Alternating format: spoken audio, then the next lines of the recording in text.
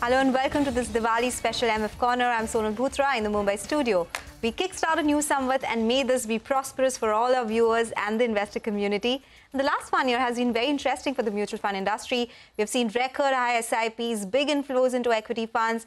At the same time, a lot of focus on small and mid caps as well. But now we are at a juncture where there are some geopolitical issues, earnings risks. So how does one start their mutual fund investments now? We have industry veterans and experts joining in now. Mihir Vora, Chief Investment Officer at TRUST Mutual Fund, and Mr. DP Singh, Deputy Managing Director and Joint CEO of SBI Mutual Fund, joining us now. Gentlemen, thank you so much for joining in today, and happy Diwali to both of you and everyone at your company and the AMC as well. So, that's the big question now. Mihir, let me start with you. Thank you for joining us in the studio. Every time it's a question, how do I start my mutual fund investment? So what do you think at this juncture, if someone starting and taking that leap in fresh Samvat, should be their strategy when they start mutual fund investment? Should it be pure equity funds, a mix of a lot of things? There's so many options available now. Absolutely. So first of all, thanks for having me, and wish you and your viewers a very happy Diwali and a prosperous new Samvat. See, the thing about investing, whether it's mutual funds or directly, is that first of all, first principle, earlier the better. Yeah. The younger you are, the more flexibility they have, the more risk you can take and more wealth you can create. So I think it's essential that first of all you fix what your objective is, depending on your socio-economic background, your age, your income profile, your targeted lifestyle aspirations, whether you want to buy a house, kids' education, marriage, all that stuff. So define your investment objectives, so whether it's wealth creation, income generation, or capital preservation, right? So once you're clear about the objectives, then you can go about choosing the asset class. So for a thumb rule is basically for wealth creation, you go for equities. For income, and as you go older, you switch more to fixed income, right? But within equities, if you're really young, then you can take more risks. So probably you want to start with a flexi cap or a mid cap or small cap fund, because that really gives you that long runway of growth. But as you grow older, probably you want to go for more of multi-cap or large cap equity funds. And then as you go even further and then you need your retirement income, you switch more to fixed income. So I think ballpark, it's a function of, a lot of variables. First and foremost, start young. And second is know yourself. That's the two most important things that one investor should keep in mind. Mr. Singh, thank you for joining in. We're speaking after a long time, so I'm glad it is on an auspicious day. Your take, a lot of interest in markets, of course, we keep talking about that, but starting in the new Samvat, how do you think a new investor should go about their mutual fund investments? A new investor, definitely, first of all, let me thank you for having me on this, especially on this auspicious day, and happy Diwali to all.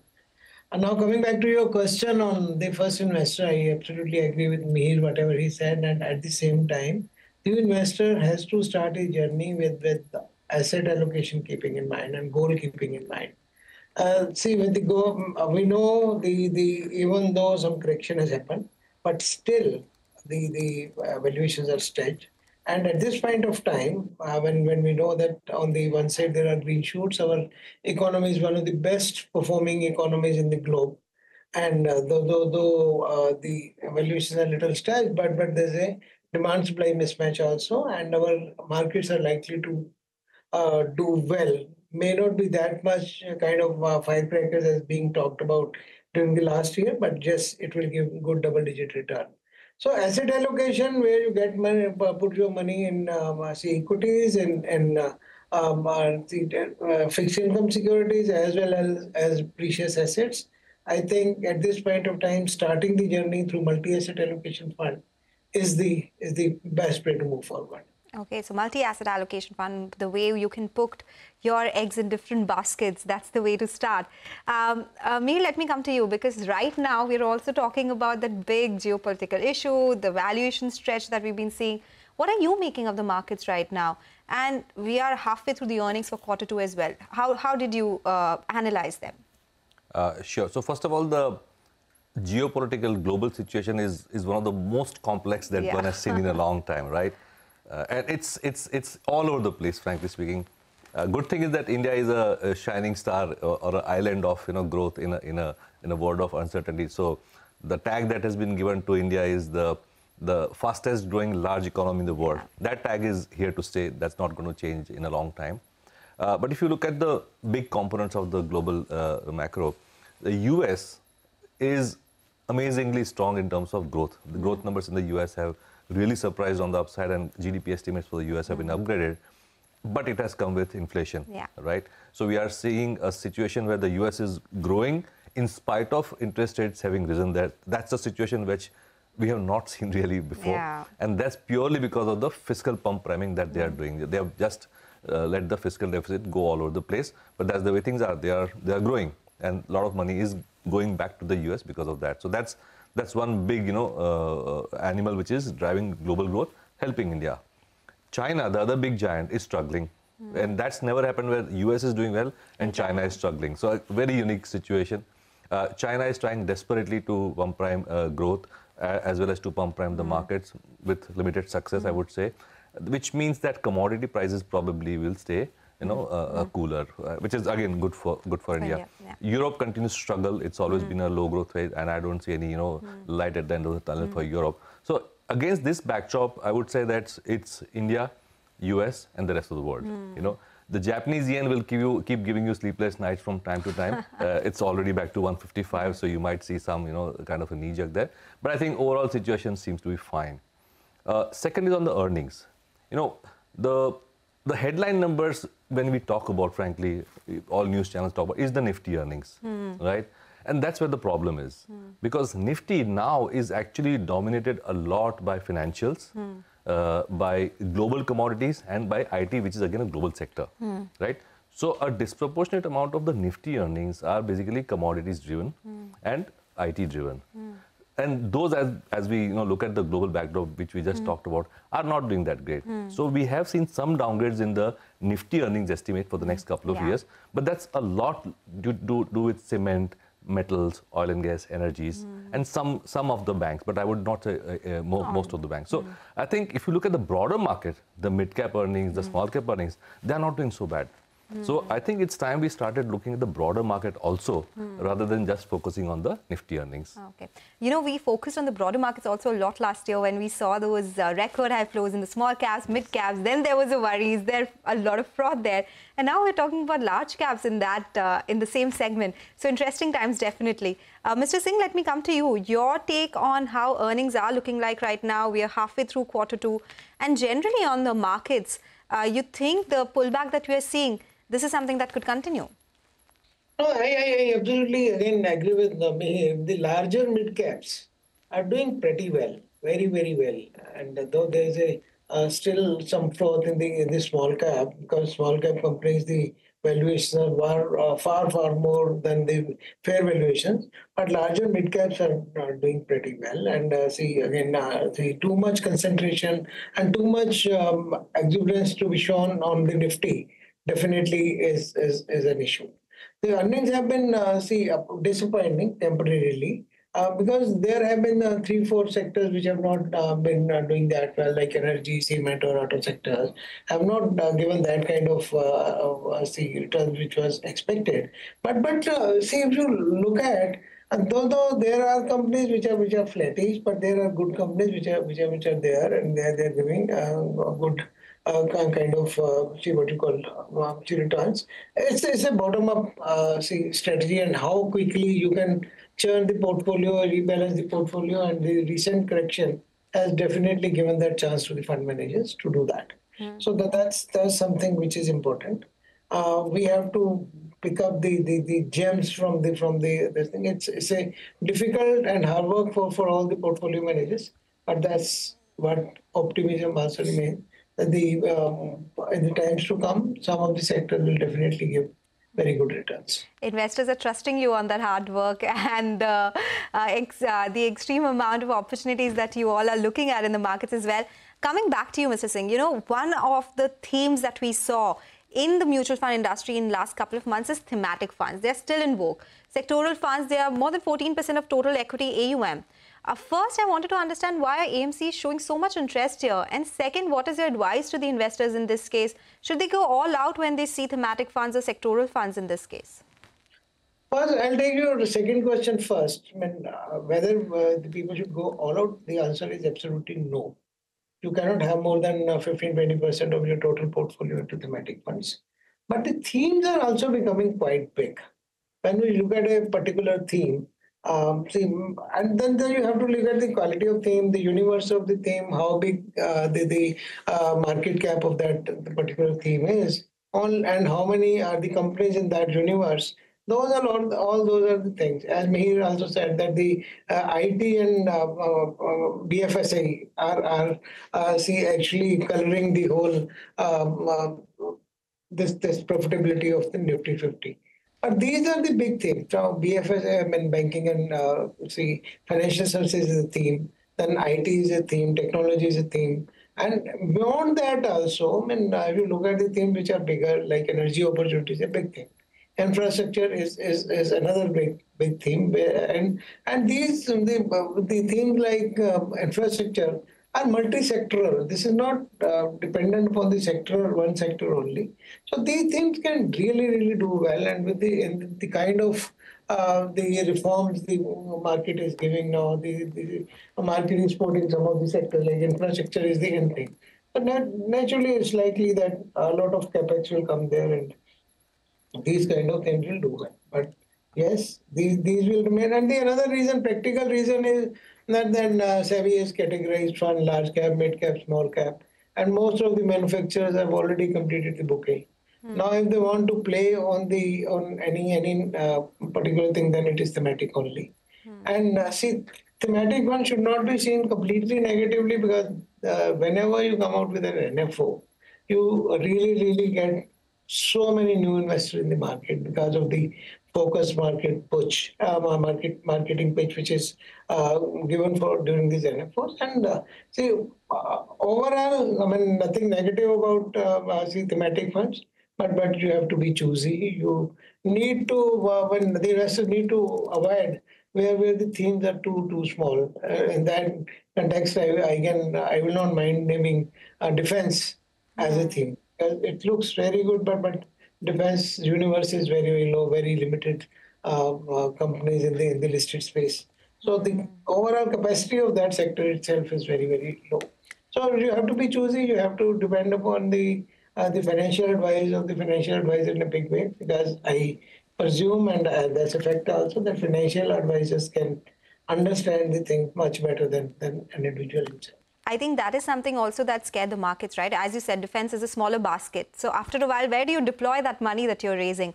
And that's the exact same question to you, Mihir. Yesterday, we had a SEBI notice on NFOs. They said AMC should deploy that money in 30 days. Do you think these are signs generally which says that one should be more careful with thematic funds, with NFOs which are coming up? What's your take on the entire thing?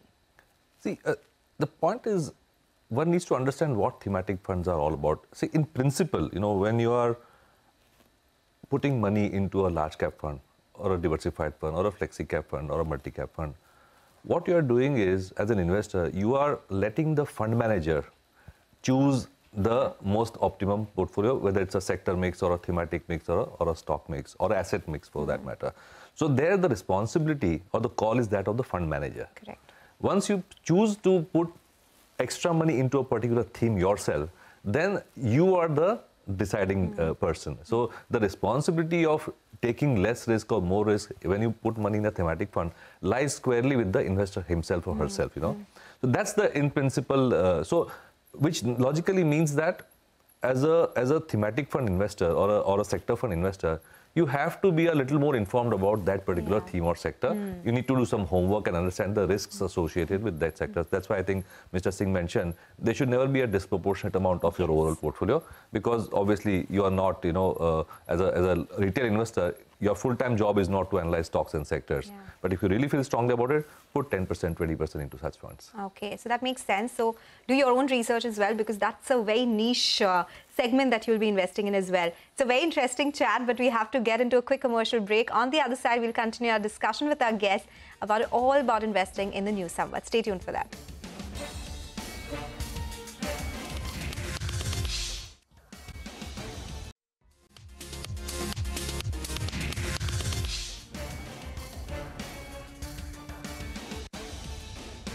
Welcome back. You're still tuned into MF Corner. We still have with us Mihir Vora, the Chief Investment Officer at TRUST Mutual Fund, and Mr. DP Singh, the Deputy and Joint CEO at SBI Mutual Fund.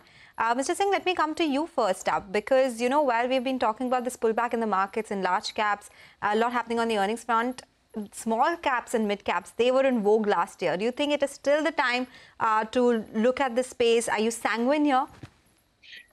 No, I think larger mid caps and selective small caps, very, very selective small caps, still there is a scope where they can get money. And then we are getting a lot of IPOs also in the market. And whenever there's a good IPO and or there's some good block available in the market, we definitely try to create value from there on and for the investors. But today it's not a totally dry kind of market. It's not that there's nothing which we can invest in. There are investments, ideas still available. But again, a small cap, very, very small number of stocks are there, which we feel still has some value. But just there's an issue on the supply side. Okay, we take that point, but you have a different opinion here on small caps and mid caps. Absolutely. See, for me, small caps and mid caps are a stock picker's paradise. And the market composition has changed dramatically in the last many years. The top 100 stocks used to be 80% of the market cap.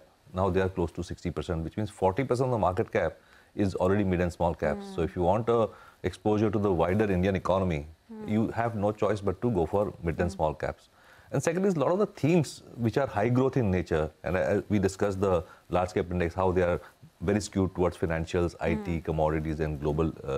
The mid-cap and small-cap indices are far more domestic looking, So if you want exposure to certain sectors like, say, hotels or cap goods or pharmaceuticals or CDMO, you have no choice but to be in the small and mid-caps. So I think, broadly speaking, I would say that the ratio of high-growth stocks in the large-cap to small-cap would probably be 1:8 or 1:10. So you got 10 times the number of stocks, 8 times the number of stocks to choose from. So it's really a stock picker's paradise.